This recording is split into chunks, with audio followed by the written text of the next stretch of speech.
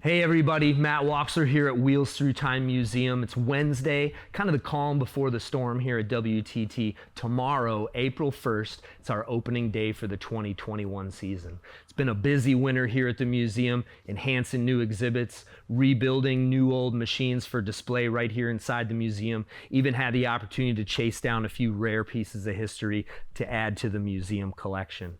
Now, as many of you guys may have heard, earlier this year in February, our curator and founder, my dad, Dale Woxler, passed away from a hard-fought battle with cancer.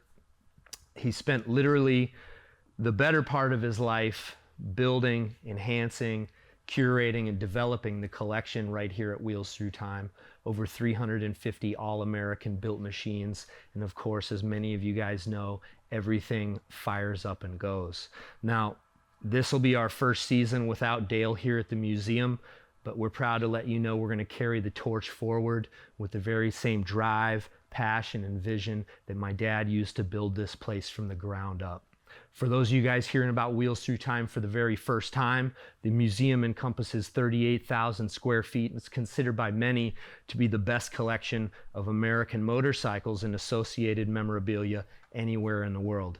And again, as many of you guys know, everything fires up and runs. So without further ado, we're going to kick this season off in typical Dale Woxler fashion. We're going to fire up this 1940 dual carb knucklehead and lay down a few burnouts right here inside the museum. We're looking forward to seeing all of you guys tomorrow, this weekend, and throughout the rest of the year right here at Wheels Through Time.